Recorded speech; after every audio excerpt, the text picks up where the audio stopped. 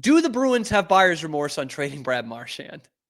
Because not only is he in the Stanley Cup final, but in game one, he scores a goal in the Stanley Cup final, playing on that power play for vaunted Florida Panthers team in a really exciting game one, by the way, that the Oilers take. I've been talking about Marchand the last couple of days to see if Bruins fans are rooting for him, rooting for the Panthers because Brad Marchand can win another Stanley Cup, or if you're like me and you're saying, man, I love Brad. He's in the show every day right behind me, but I really don't want to see the Oilers or the Panthers win another one. I'd much rather see the Oilers win. Let me know what you guys think in the comments about that. But now I want to look at it from the standpoint of, are Bruins fans extra bitter now? Do the Bruins and their fans have buyer's remorse or seller's remorse, I guess, for trading Brad Marchand at the deadline back in March? You shouldn't. You shouldn't. Because here's how it is. I hate that the Bruins got to that point. I'm mad at Don Sweeney, not for trading the captain, but for messing this whole thing up the last 2 years to the point where you've got to trade the captain, where he is your best trade chip.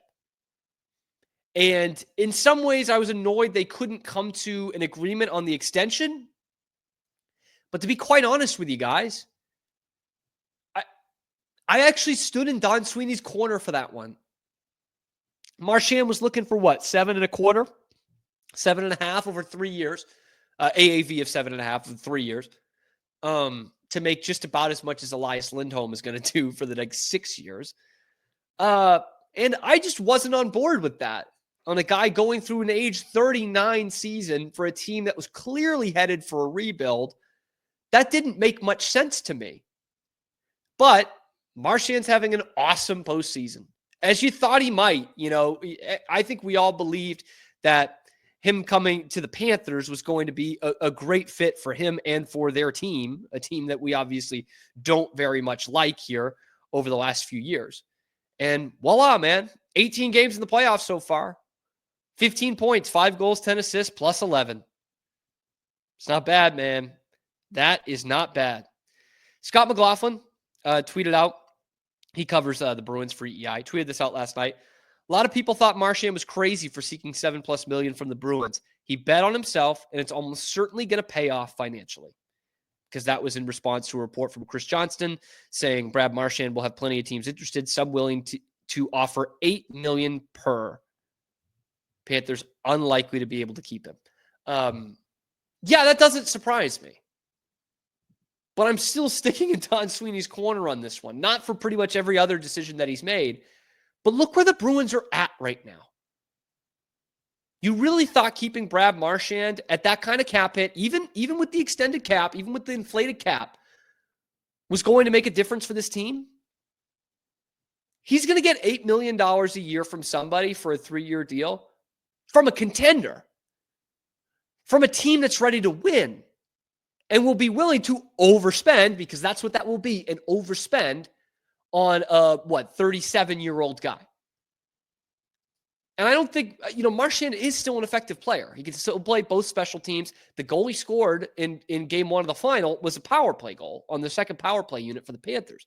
But he is anchoring the third line for Florida with Anton Lundell and Eetu Luostarinen. And that has been a huge, huge benefit for the Panthers in this postseason. That line's been excellent. But you think he was really going to be a third-line winger for the Bruins? He was the second best forward on the team when he was here, including this year with his 47 points in 61 games. Like, there was no way that he was going to be that.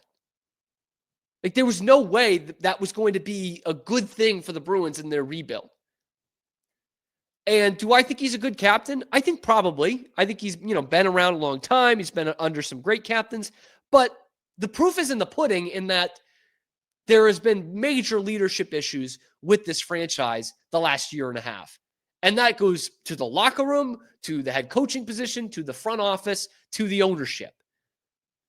There's been bad leadership in this organization. So I don't think Brad Marchand comes in and is some kind of savior for you. And if you're really looking to rebuild, which is what the Bruins need to be doing, I don't know that $7.5 million over 3 years is really what's going to be the answer. So some fans might be bitter. And I agree, it sucks. It sucks seeing him playing for another team, a team that we really don't like. This is not Ray Bourque for the Avalanche. I don't think anybody in New England had a problem rooting for the Colorado Avalanche when Ray Bourque was there and trying to win a Stanley Cup. I think it's different when he goes to a team that is knocking you out of the playoffs the last couple of years, right? A team that you don't like, man. Like, let's be frank. So yeah, that does suck to see him in the Stanley Cup final in a Panthers uniform, but the Bruins should not have buyer's remorse here. Seller's remorse. I keep saying buyer's remorse. It really should be seller's remorse. The Bruins did what they needed to do.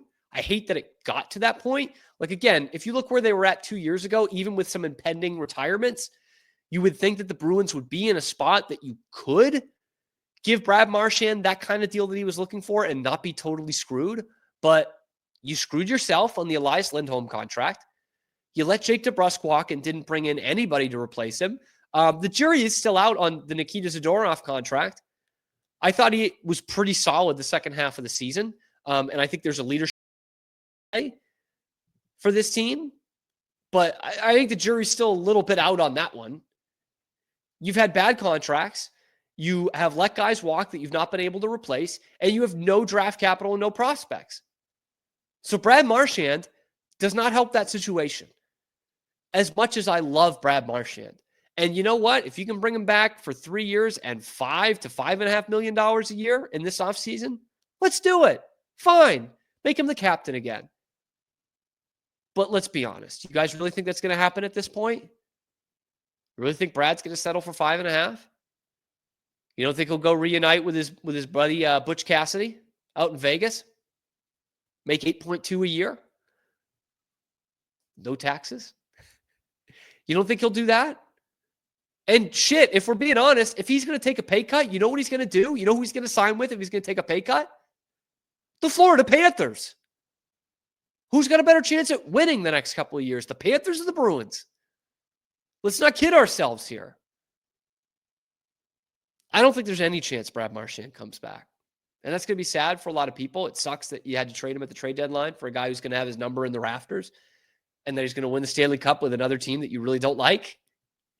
Another team within your division. But that's what it is, man. Going to get a first-round pick out of it. Might not be all that great because the Panthers are very good, and they probably will be the next 2 years as well. But that is the bed that you made, Don Sweeney. Can't have remorse for that. And it would be painful, but also in a way very hilarious to stick it in Don Sweeney's face if Brad Marchand does win the cup and pulls a Ray Bourque and brings it back to Boston to celebrate.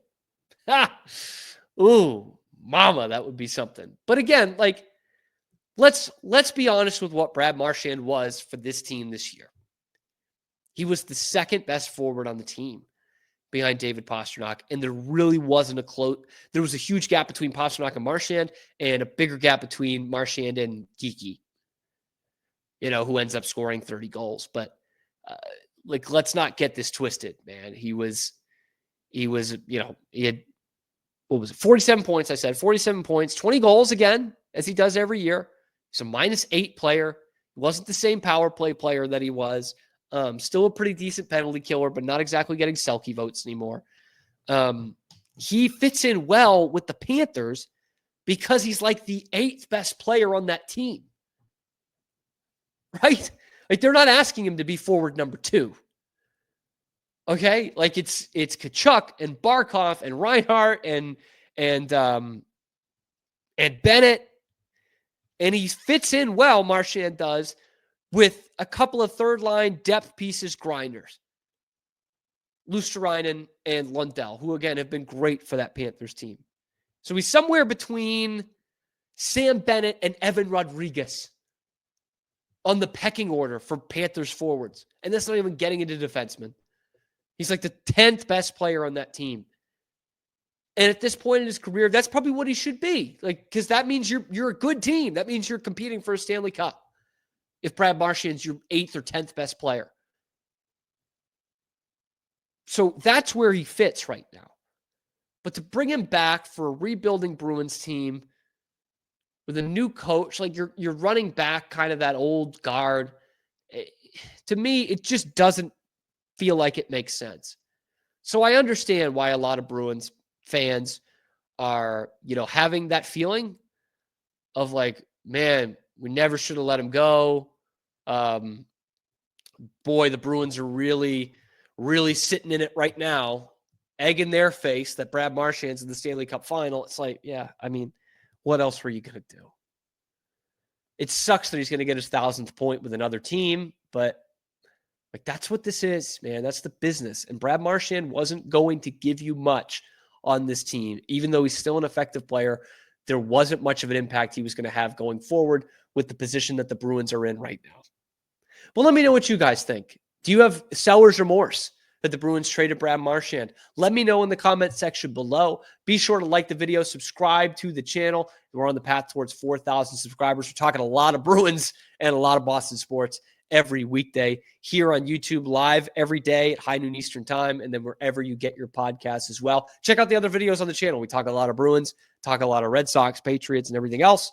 I'm your host, Cam Stuart. Zach Burke keeps us on the air every single day.